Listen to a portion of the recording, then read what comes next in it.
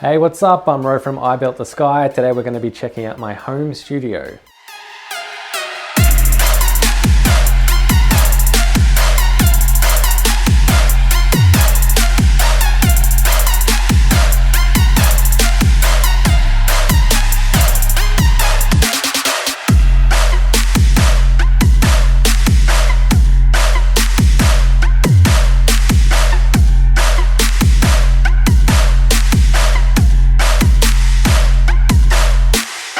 So here are some of the leads I use in my recordings.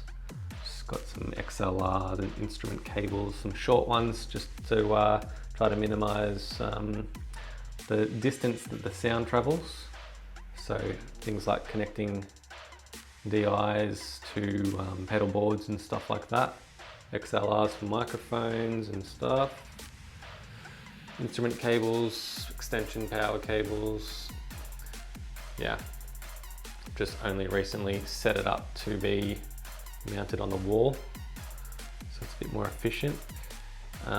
This is the instrument cable I use for the most part. It's a Megami cable. I'm not sure of the length entirely. I think it's about 15 feet or something. But yeah, it's got some MIDI cables and stuff. And yes. In the corner, I've got some bass traps because you might find that the bass will accumulate in the corners of your rooms. So yes, I've put those in there. So obviously got my guitars, a bunch of my guitars here. This is almost all of my guitars. I've actually got another one coming and stuff. Alrighty, this is my workspace. I've got my AX8 pedal.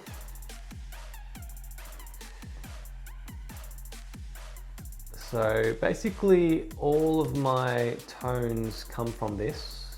I don't have any amps or anything like that, but I do have an AX8 pedal which has got a lot of different capabilities, effects, pedal, you know, all the pedals you'd want, all the effects you'd want, and a whole bunch of different amp simulations. For me, it's perfect.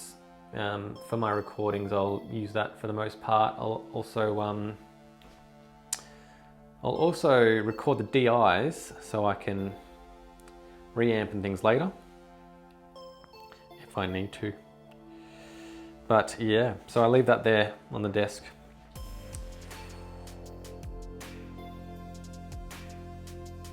There's my computer. It's an iMac from 2012, I think.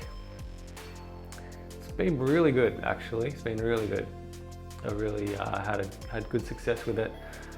I had it on the same operating system for like 5 years, and then I've upgraded recently. So I'm on like the latest now, which is really cool. Just upgraded my Pro Tools and everything.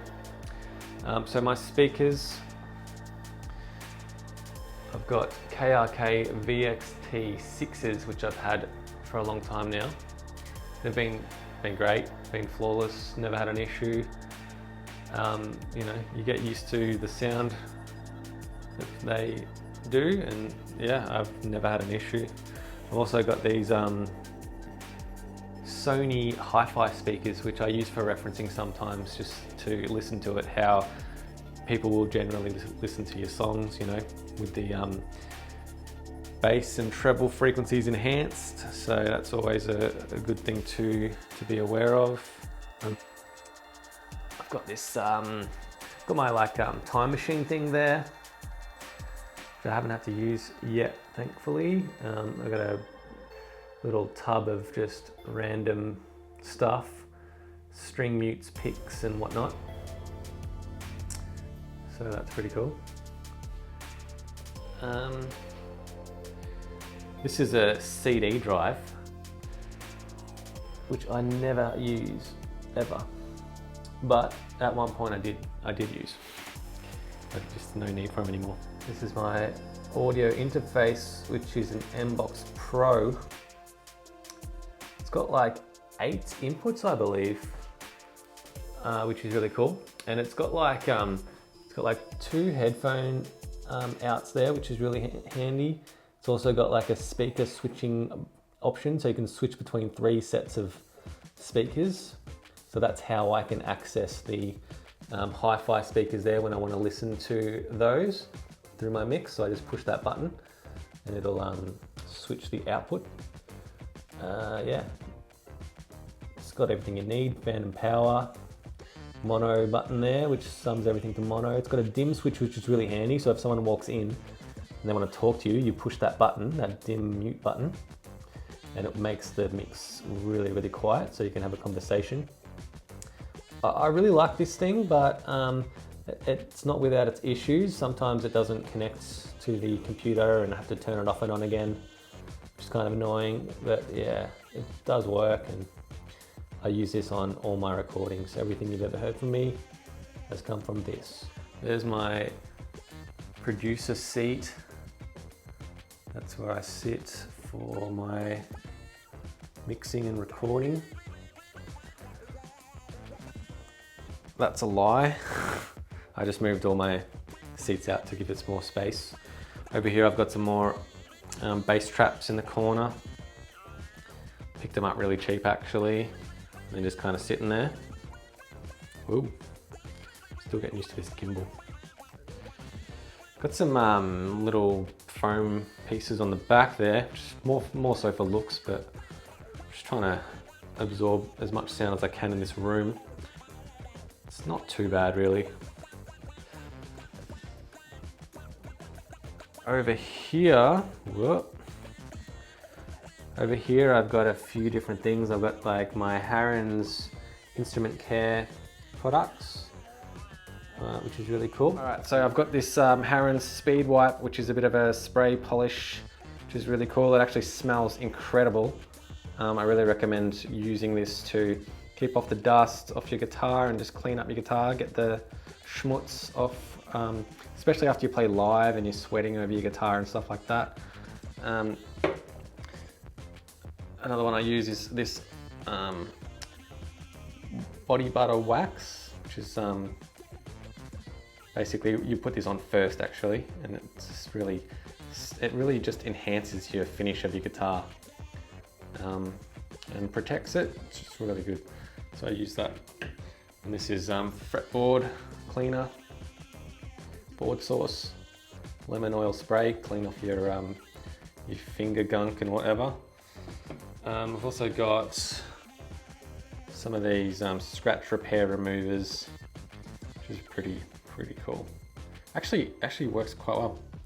So if you've got a really bad scratch on your guitar, this stuff will smoothen it out and make it somewhat invisible. So yeah, so this is a little old cupboard thing here, whatever you call these things, that I recently dug up, and just to try and make everything a bit more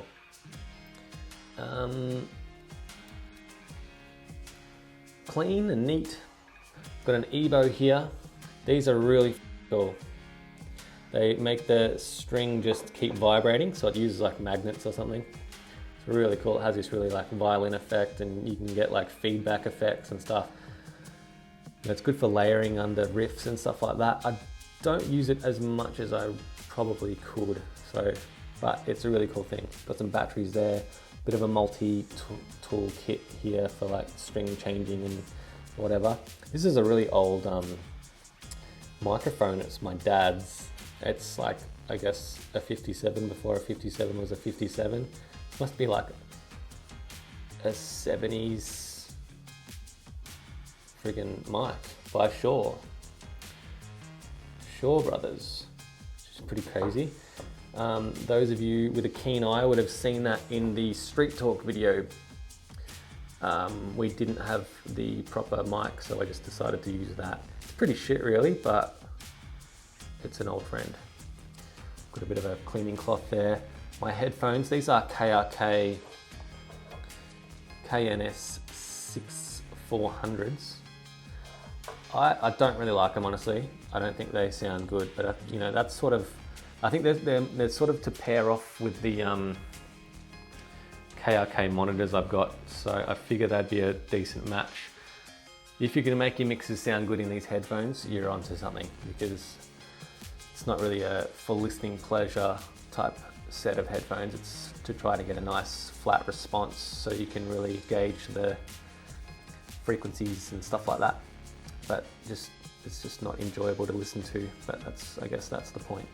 Over here I've got a bunch of mic stands for like if I'm recording anything like acoustic guitars or, you know, whatever that needs recording.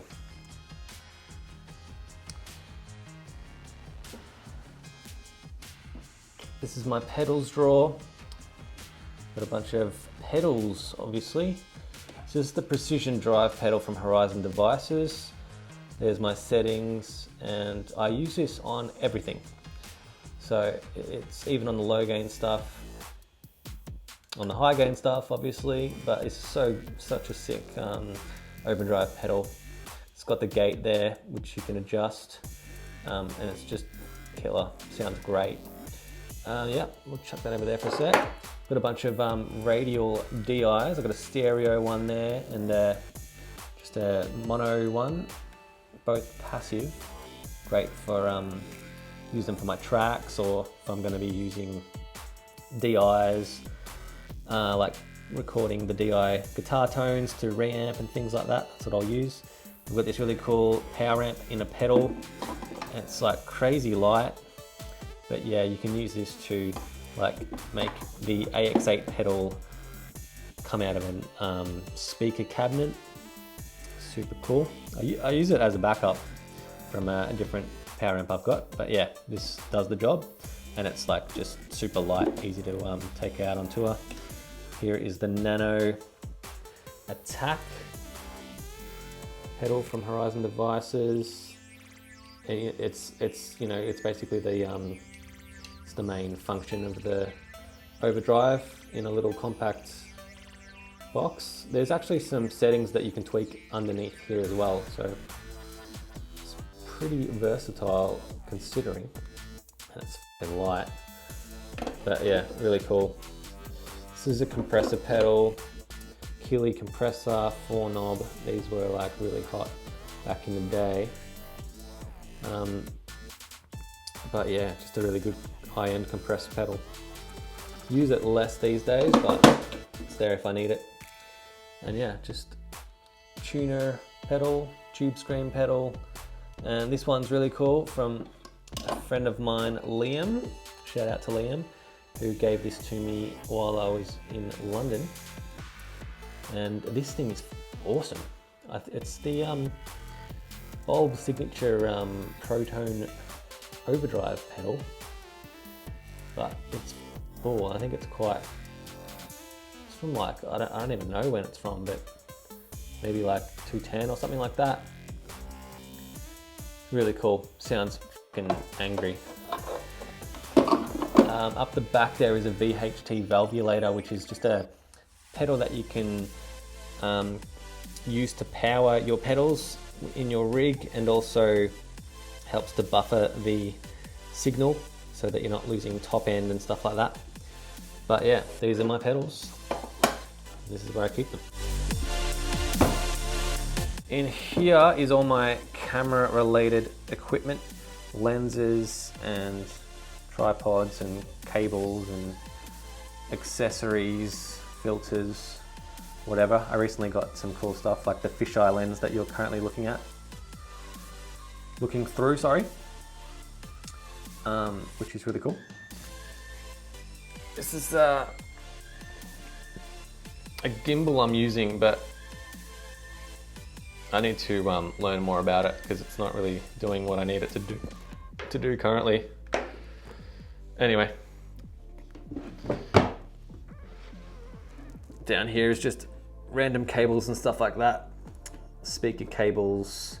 This is like a bunch of USBs.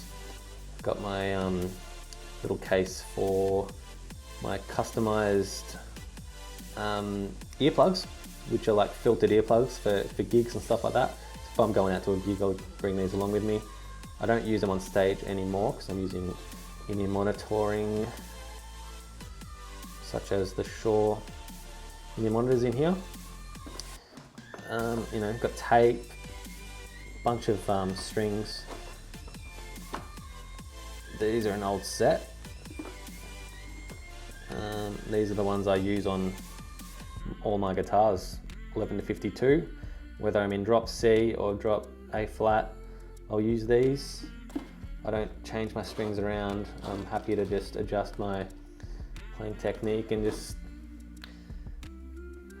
figure it out as I go. I'm not really one for huge low tunings, but anyway, everything I need is right there. I've got a few microphones here. So I've got a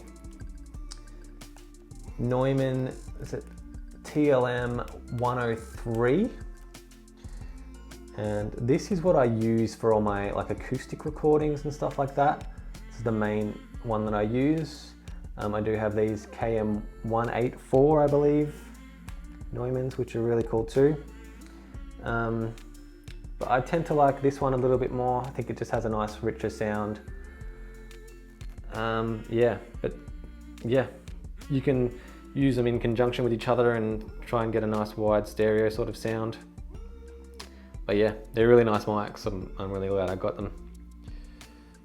I guess we're gonna look at our guitars. I'm going to try and rig this up again. Okay, let's go check out my guitars. All right, so this is my Maton custom shop acoustic guitar made by Andy Allen. Andy Allen is the head luthier for the custom shop stuff at Maton Guitars.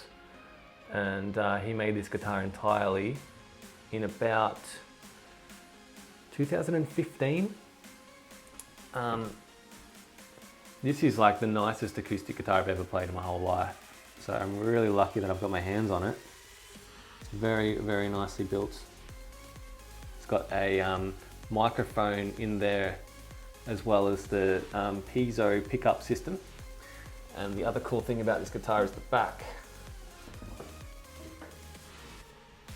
which is this type of wood called Zero Coat, which is really fancy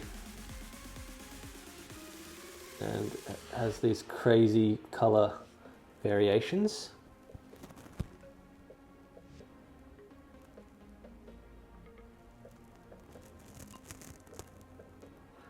And if you look at the side,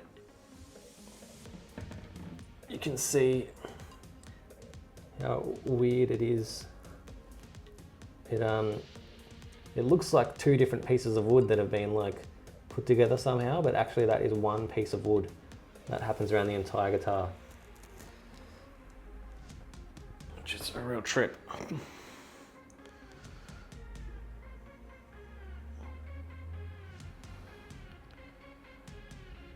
But yeah, this guitar sounds fucking amazing.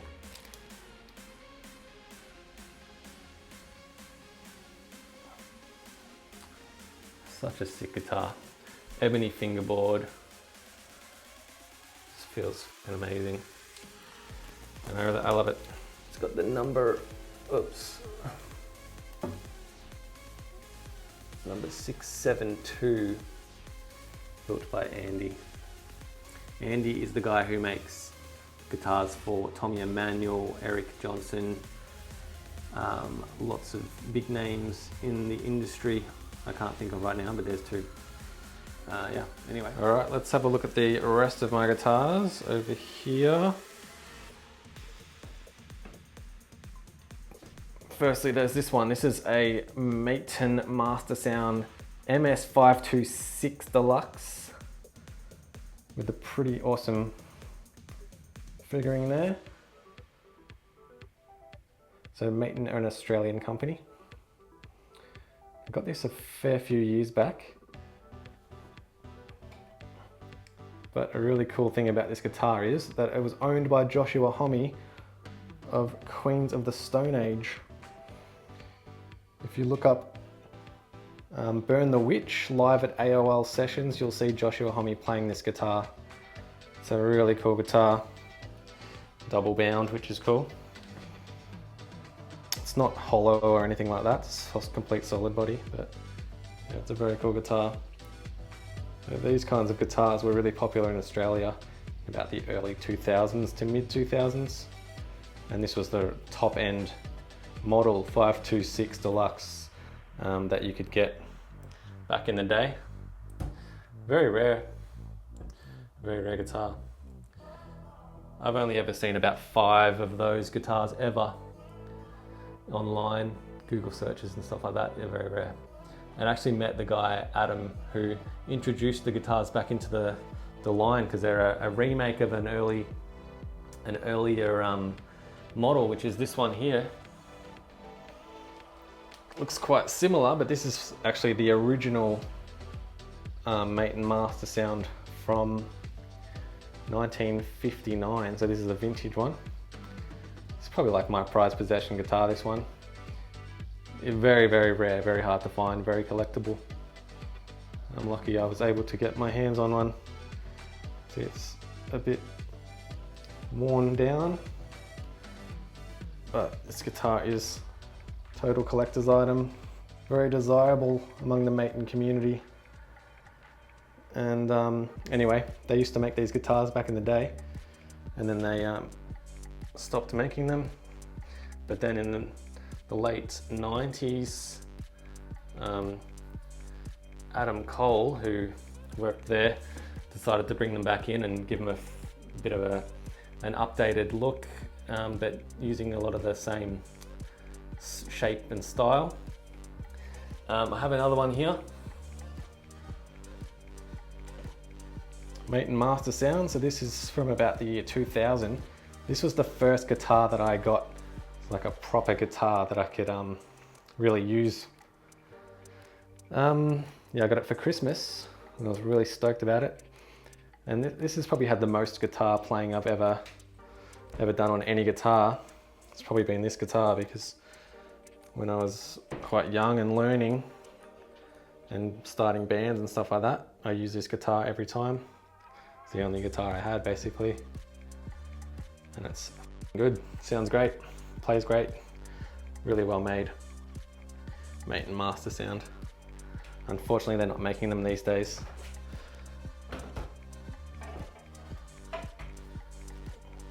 But I'm lucky that I've been able to snag a few. This is another Maton guitar. This is a vintage Maton guitar. It's called a Firebird. This is from 1963. This is the newest guitar in my collection. It's a really interesting sort of configuration there, and the headstock's really crazy. That's from 1963. Actually got the original hang tag as well, which is cool. Pretty simple back. The paint's like not ideal, but I guess that's just what they had back in that time. But this is quite a collectible guitar as well. Maton Firebird.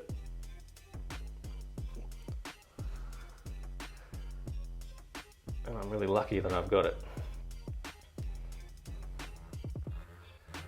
Try and chuck that back in there.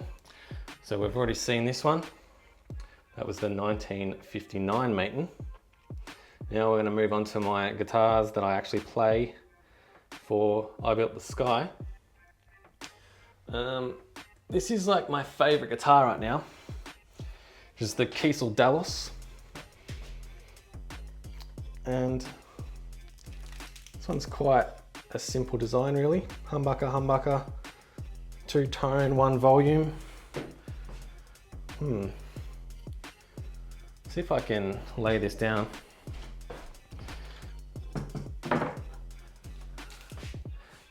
Getting over holding it, but all right, so here it is, the Kiesel Dallas. This is like my favorite guitar right now for I Built the Sky.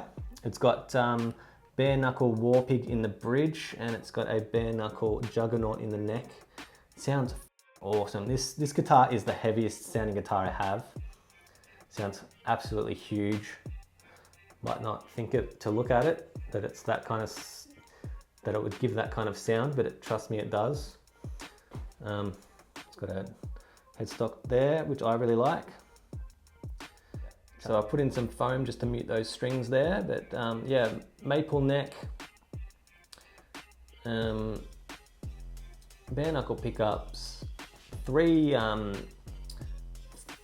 the 2 tones, 1 volume, 3-way selector switch. 3-way selector switch, which just makes it easier for live, you know. It's an Alder body guitar, fixed bridge. I don't like to have floating bridges or anything like that because I'd use different tunings and it's a bit of a nightmare.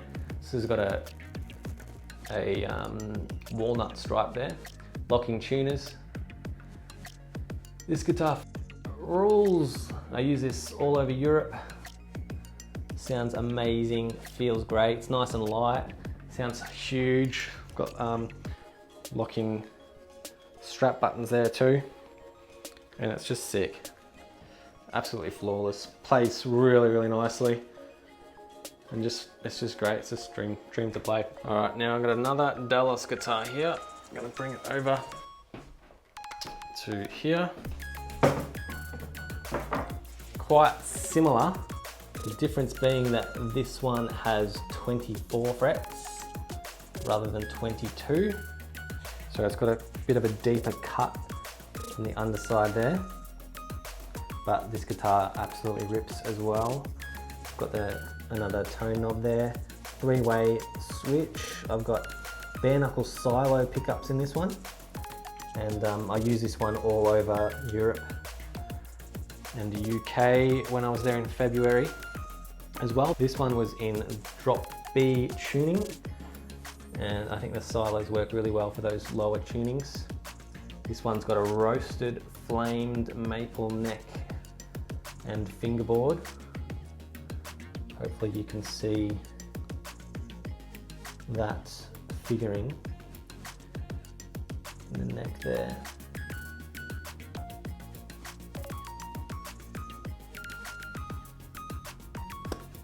This is the back, so yep, again fixed.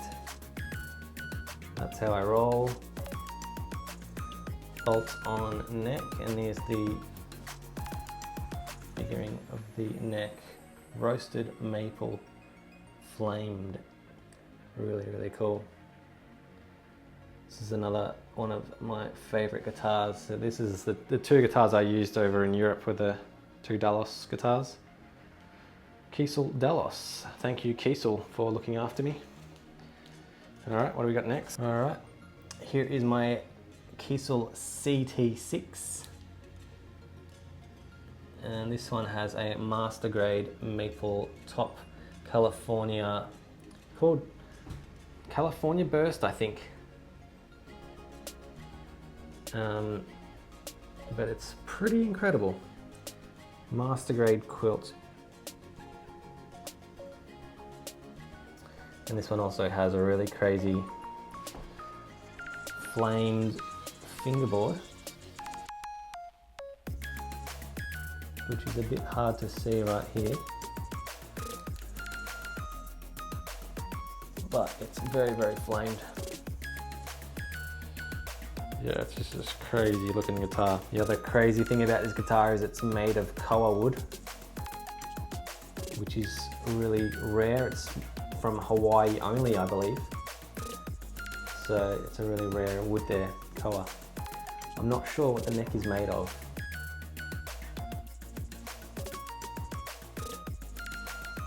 But, yeah. Locking tuners. And this is a really amazing guitar. Another cool thing about this guitar is I've got my custom logos on the pickups. So they're the bare knuckle War Pig and Aftermath, I believe, on this one. But it's really cool to have your own logo on your pickups. So bare knuckle can do that for you if you like. Or you can have mine on there, which is the bird in the triangle. I've had people ask for that before, which is crazy. But yeah, this guitar is pretty insane. And this was the one I got from Kiesel at NAMM. So this was actually on show at NAMM, 2017. Showpiece at NAMM, which is really insane. So I'm very, very lucky to have my hands on this. Kiesel CT6. I actually got my own little, I built the Sky truss rod cover put in as well. Pretty nuts. Pretty nuts. All right. This is definitely a guitar I get asked about a lot, which is the PRS Custom 22. Yeah, it's a great guitar. This is the one I used to use on everything before I became a Kiesel artist. So now I'm using Kiesels exclusively, so I don't use this live or anything like that. But it's a great guitar. This is the first guitar that I got saved up for and spent a lot of time trying to figure out what I wanted and bought it. It's quite light. It's 22 fret, so it's a PRS Custom 22. It's yeah, it's quite light. I've had the bridge upgraded to the one that you can adjust and intonate. I've got bare knuckle pickups in there, War Pig and Aftermath. Just the plain covers. It's a 10 top, so it's supposed to have a more quiltier than standard top. So in order for me to change pickups, I've got to use this knob here, which is a rotary knob. So I used to get so many comments about that. How do you change pickups? Because there's no pickup selector switch, but there it is. It's in that knob there. It's a 5-way selector, so you've got split coils and stuff like that. And then you've got your tone and your volume. I had the volume disabled, so it's just an on and off switch now. But yeah, works well. I think it's rosewood fingerboard,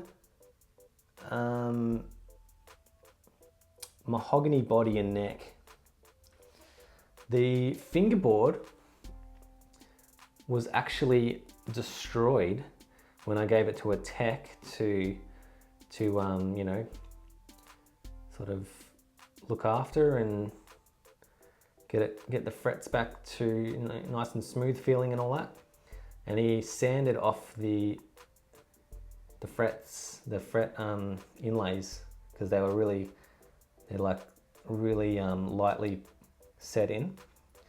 So I had to actually send it back to PRS and they put a whole new fretboard on with these inlays. I really like these inlays. They're like the full inlays rather than the outline inlays, which is what I used to have. So if you look at my videos, maybe my earlier videos, you'll notice the fretboard is different. It's because it's been replaced. So yeah, unfortunately had that incident happen. It's been refinished as well. So I used to have a really nasty scratch in the body, but they refinished it. Now it's pretty much as good as new. Had put some pearl buttons on there and stuff, a bit fancy. And that's the back, mahogany with I think that's a rosewood plate.